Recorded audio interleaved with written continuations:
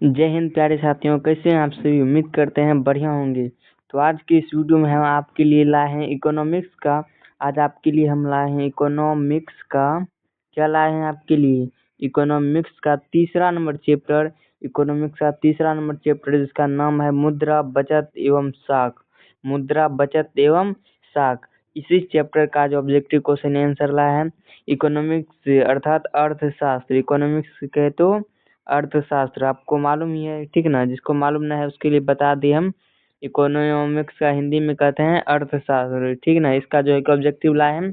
तो आप लोग जो है क्या कीजिएगा, अगर इससे पहले वाला वीडियो जो है कि नहीं देखे हैं इकोनॉमिक्स का पहला क्लास और दूसरा क्लास, तो जरूर यूट्यूब पर डाल दिए हैं हम।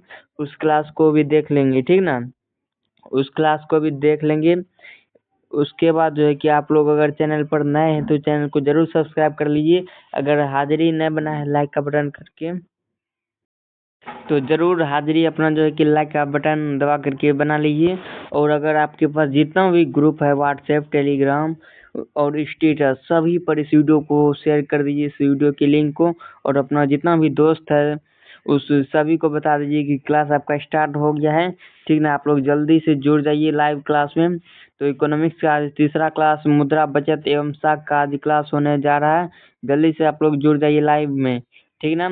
तो हम उम्मीद करते हैं कि आप लोग शेयर कर देंगे इस वीडियो को, ठीक ना। आप पर हमें पूरा भरोसा और उम्मीद है कि आप लोग इस वीडियो को शेयर कर दिए होंगे। जितना भी आपका दोस्त है उस सभी दोस्त के पास इस वीडियो को आप भेज दिए होंगे। तो चलिए इस वीडियो को हम स्टार्ट करते हैं। तो वीडियो स्टार्ट करते हैं।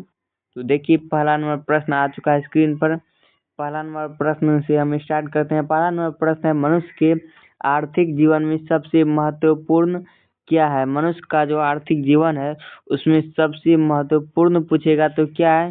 तो उसमें अगर सबसे महत्वपूर्ण पूछेगा तो हमारा क्या है, मुद्रा है। क्या है, मुद्रा यानी कि पैसा, ठीक है। क्या है, मुद्रा। तो ये 2020 में देख सकते हैं आया हुआ प्रश्न, बहुत ज्यादा इम्पोर्टेंट था, ठीक। कोई दिक्कत नहीं ना। तो आगे बढ़ते हैं, दूसरा नंबर प्रश्न को देखते हैं। कहता है, किसने कहा मुद्रा वह है जो मुद्रा का कार्य करती है। तो किसने कहा था, तो बताइए आप लोग। किसने कहा था मुद्रा वह है जो मुद्रा का कार्य करती है। बताइएगा इसका जवाब क्या होगा, हॉटले यूडर्स। क्या हो जाएगा, करेक्ट आंसर क्या होना चाहिए, हॉटले यूडर्स। बिल्कुल करेक्ट आंसर है। दो का जितने भी बच्चे डी ऑप्शन बता रहे हैं ना उसका बिल्कुल 110% सही है। तो चलिए तीसरा नंबर बढ़ते हैं। तीसरा नंबर प्रश्न हमारा क्या कहता है, तीसरा नंबर प्रश्न हमारा कहता है कि निम्न में से कौन शाख मुद्रा का उदाहरण है। निम्न में से कौन शाख मुद्रा का उदाहरण है। तो बताइए जवाब क्या होगा। शाख मुद्रा का उदाहरण क्या हो जाएगा, बैंक ड्राफ्ट, ठीक है ना। क्या हो जाएगा, बैंक ड्राफ्ट। बता रहे हैं बिल्कुल सही है। शाख मुद्रा कहे तो बैंक ड्राफ्ट। आगे बढ़ते हैं। ये सब देखिए ईस्वी वाला प्रश्न हम आपको बता रहे हैं, चिंता आपको नहीं करना है। आगे हम बढ़ते हैं, चार नंबर प्रश्न है, शाख का आधार यानी कि जड़ क्या है। शाख का अगर आधार पूछिएगा तो क्या है, शाख का आधार क्या होगा, करेक्ट आंसर बताइए आप लोग कमेंट में। तो इसका शाख, ये शाख का मतलब ही होता है विश्वास। जिस पर आपको विश्वास है उसी को पैसा देंगे। शाख का मतलब ही आधार ही होता है विश्वास। आप पर विश्वास है तो तभी हम आपको उधार पैसा देंगे, वही हुआ शाख का आधार, ठीक ना। कोई दिक्कत नहीं ना। आगे बढ़ते हैं, पांच नंबर प्रश्न देखते हैं। पांचवा नंबर प्रश्न बहुत ज्यादा इम्पोर्टेंट है। कहता है, रूस की मुद्रा क्या है। तो रूस की मुद्रा क्या हो जाएगा, रो से रूबल, ऐसे याद करना है, ठीक ना। रियाल तो नहीं होगा। रूस की मुद्रा क्या हो जाएगा, रूबल। रूस की मुद्रा क्या होगा, रूबल। 2000 देखिए 22 में आया हुआ है यह प्रश्न। ये सब भी 2022 में आया हुआ है ये सब। उसके बाद ये 2021 में, 2020 में, देखिए कितना इम्पोर्टेंट सब है क्वेश्चन। रूस की मुद्रा क्या हो जाएगा, रूबल। रूस की मुद्रा रूबल। आगे बढ़ते हैं, 6 नंबर देखते हैं प्रश्न। 6 नंबर प्रश्न क्या कहता है, देखिए स्क्रीन पर आ चुका है आपके। तो आप लोग पढ़िए क्या कहता है, स्वीडन की मुद्रा क्या है। स्वीडन की मुद्रा क्या है। तो स्वीडन की मुद्रा क्या हो जाएगा, क्रोनो। देखिए सब बीटीसी को किताब में दिया हुआ है ये क्वेश्चन सब। स्वीडन की मुद्रा क्या हो जाएगा, क्रोनो। 6 का ऑप्शन नंबर डी, जितने भी बच्चे बता रहे हैं उनका बिल्कुल सही जवाब है। स्वीडन की मुद्रा क्या हो जाएगा, क्रोनो। आगे 7 नंबर देखते हैं प्रश्न कहता है, 7 नंबर प्रश्न क्या है, निम्न में कौन प्लास्टिक मुद्रा है। इसमें से बताइए प्लास्टिक का मुद्रा कौन सा हो जाएगा? प्लास्टिक का मुद्रा क्या हो जाएगा? Debit card. वाह, बिल्कुल सही जवाब है। क्रेडिट कार्ड यानी कि जिसको हम लोग बोलचाल की भाषा में कहते हैं एटीएम कार्ड, वो देखेंगे आप लोग प्लास्टिक का बना हुआ रहता है। डेबिट कार्ड, क्रेडिट कार्ड, ठीक है ना। तो बताइए 2022 में जो प्रश्न पूछा था निम्न में कौन प्लास्टिक मुद्रा है, तो क्या बताएंगे आप लोग जवाब? डेबिट कार्ड, ठीक है ना। तो ये सब प्रश्न आ सकता है 2026 में, इसलिए आपको बता रहे हैं। तो 8वां प्रश्न है, प्रधानमंत्री नरेंद्र मोदी ने विमुद्रीकरण की घोषणा कब की? नरेंद्र मोदी ने विमुद्रीकरण की घोषणा जो है कि कब की थी बताइए? तो कब की थी? 8 नवंबर 2016 में। बिल्कुल सही जवाब है। प्रधानमंत्री नरेंद्र मोदी ने विमुद्रीकरण की शुरुआत कब की? 8 नवंबर 2016 में। कब की थी? 8 नवंबर 2016 में। 8 का ऑप्शन नंबर ए बिल्कुल सही जवाब हो जाएगा, है कि नहीं? ठीक ना। आगे बढ़ते हैं, 9 नंबर देखते हैं प्रश्न।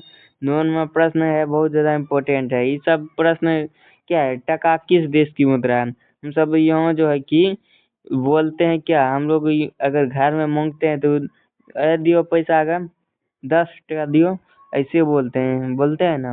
10 टका, 20 टका, टका। हम सब ये सब टका कहाँ का मुद्रा है? बांग्लादेश का मुद्रा है टका, लेकिन हम ही सब बोलते हैं कि टका दियो, यानी कि भारत में ही इसी का कॉपी कर लेते हैं बांग्लादेश का।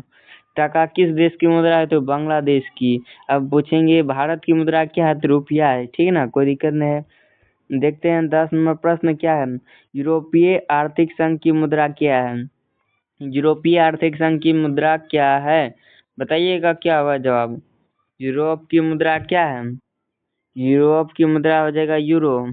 क्या हो जाएगा? यूरो। यू से यूरोपीय, यू से यूरो। यूरोपीय संघ आर्थिक संघ की मुद्रा क्या आ जाएगा? यूरो। आगे बढ़ते हैं, 11 नंबर प्रश्न देखते हैं। 11 नंबर प्रश्न हमारा क्या कहता है? कहता है कि बहुत ज्यादा इम्पोर्टेंट हूँ मैं। देखिए ये सब प्रश्न है, कुछ न है, निम्न में से किस देश की मुद्रा रुपया है?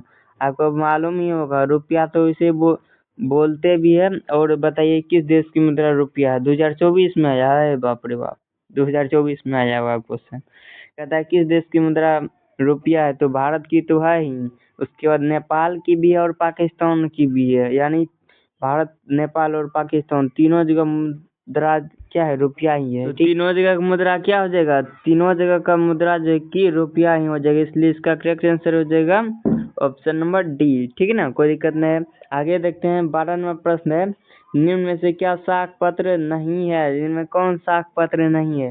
चेक तो साख पत्र है, क्या कि ये बैंक के द्वारा दिया जाता है, बैंक ड्राफ्ट ये भी बैंक के द्वारा दिया जाता है, और प्रतिज्ञा पत्र ये भी दिया जाता है। लेकिन जो है कि आप ध्यान से देखिएगा, अधिक कर्ज जो है कि क्या है हमको भी मालूम नहीं है। तो यही 12 का ऑप्शन नंबर सी जो है कि करेक्ट आंसर हो जाएगा। आगे बढ़ते हैं, 13 नंबर प्रश्न हमारा कहता है, 13 नंबर क्या कि दिनार किस देश की मुद्रा है?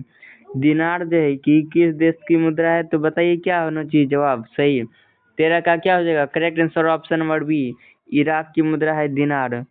किस देश की मुद्रा जो है कि दिनार है? इराक की, ठीक है ना, इराक की मुद्रा दिनार।